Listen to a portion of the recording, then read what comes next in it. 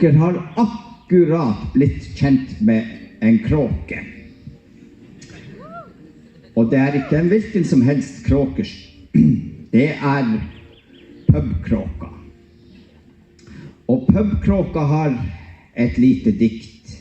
Sier at det er i de mørkeste kjellerne, når jeg drikker litt uglemelk, at livet folder seg ut. Det er der jeg møter pubenes ryper og stryker dem medduens. Og hvis en dråpe av livets visdom skulle dryppe på meg, så krakser jeg den ut. Og så tenkte jeg at dere også skal få møte en fisk. Og det er en fisk som både er i det salte og det ferske. Det er en sterk fisk.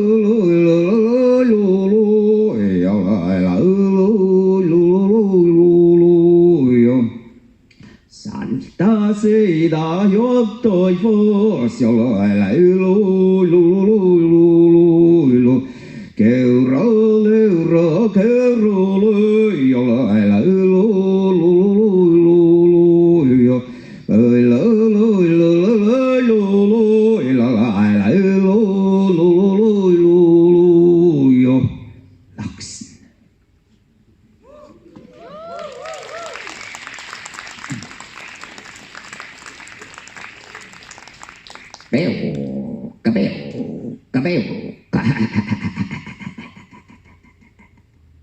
beo, cabeo, cabeo,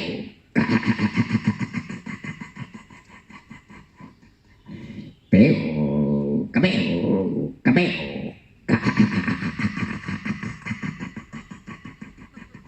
beo, careo, sahai, no, no, no.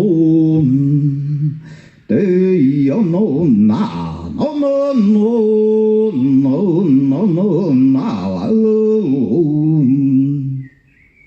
no yo vea cale yo yo lo la la lo lo lo lo la la lo ko no yo skia yo ôi lôi lại lôi lôn lôn lôn lôi lại lôi lô cổ luôn đi lôi lôi lôi lôn lôi lôi lại lôi lôn lôn lôn lôi lôn cổ ý giờ này ta nấu đơn cô mẹ ta cha sẽ vô lo lo lo lo lo cô luôn ơi lo lo lại lo lo lo lo lo lại lo lo lo tự yêu lo lo lo cô luôn lo lo lại lo lo lo lo lo lo cô luôn Sahai, no no no, do you know na no no no no no no na no no go no no no na no no no no no no na no no go do you know lại lại lên luôn lối lối lại lối go Tenk, det er en fugl som kan tilpasse seg verden. Når verden er hvit, blir den hvit. Og når verden er spraglete, så blir den spraglete. Og så tenkte jeg at dere skal få møte det mest levende som finnes. Og det er myggen. Myggen, den sier at hvis jeg ikke har kommet til midsommer, så kommer jeg om så på et par krykker. Jeg stikker dere. Det er fordi blod er så godt. Jeg stikker dere. Fordi at det er gjennom det lille stikket der at dere kjenner at dere lever. Men den dagen kråkene blir hvite, da er jeg ferdig med min oppgave, som er å garantere at livet kommer til å fortsette.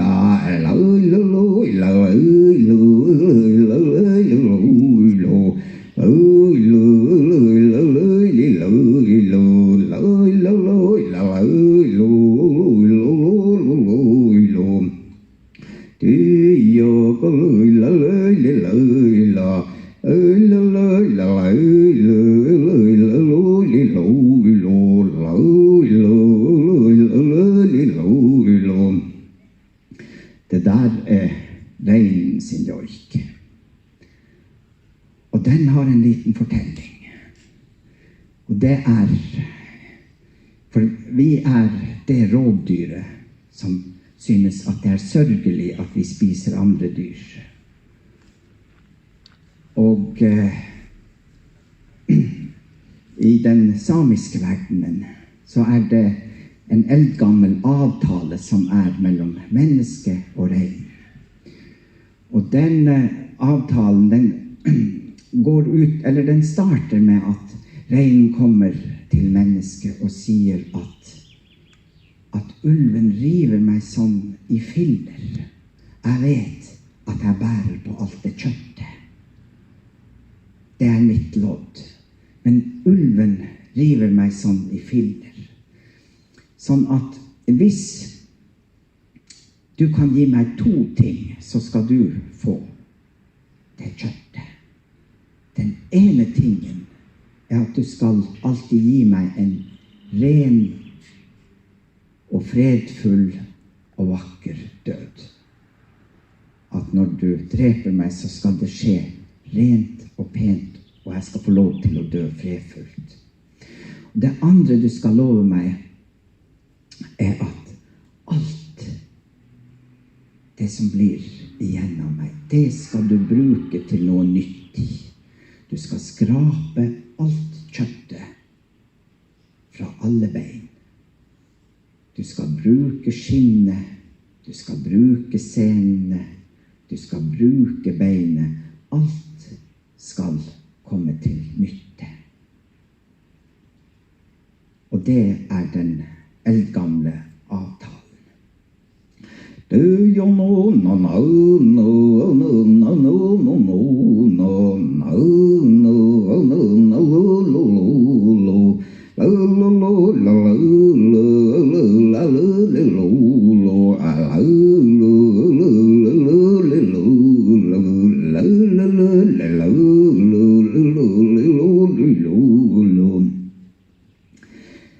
Lille speil, hvem sterkest her i verden?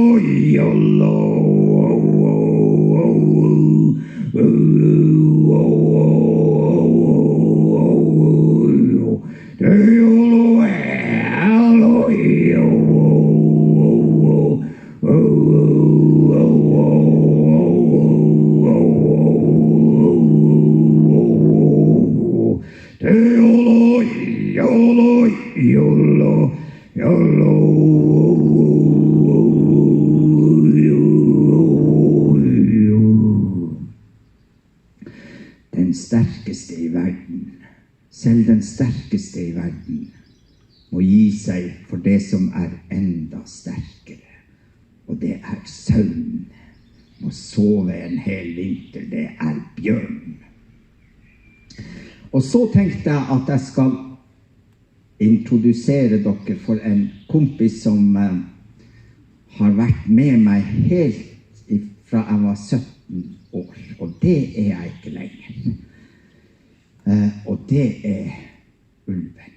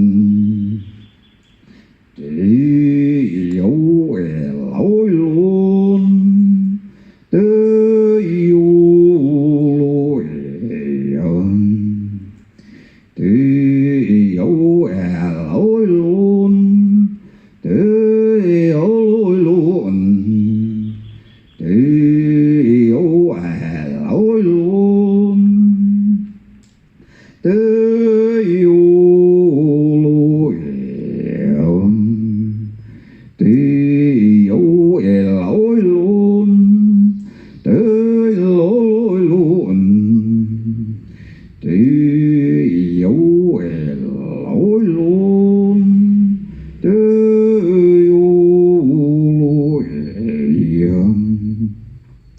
tùy dấu lỗi luôn,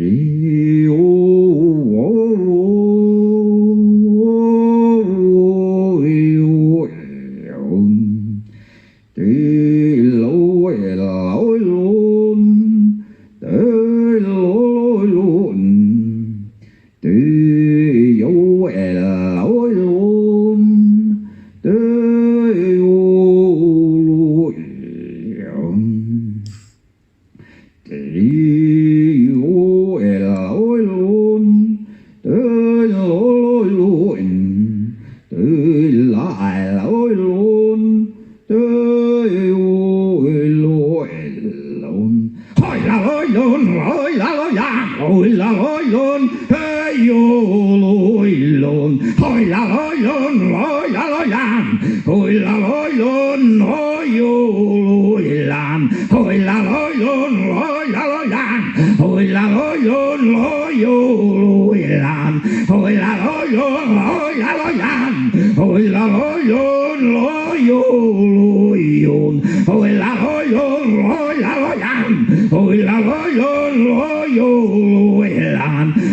lỗi luôn, tùy lỗi luôn,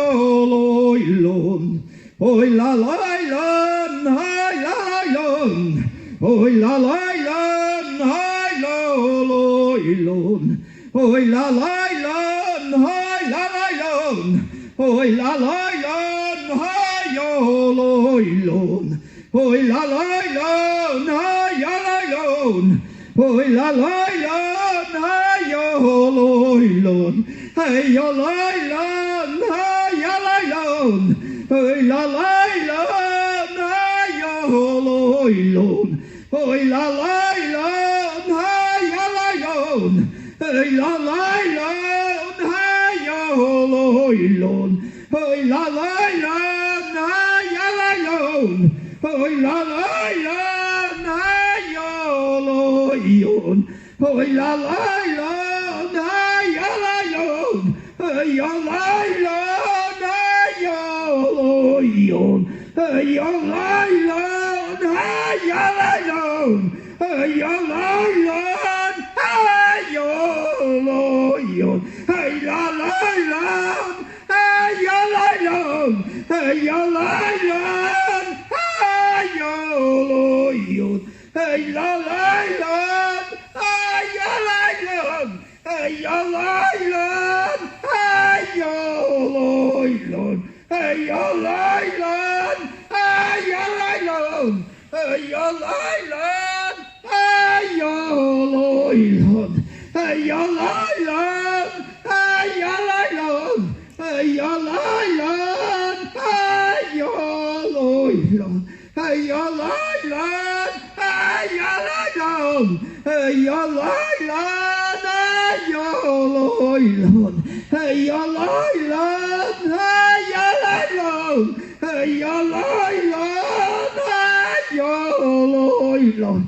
your lion, your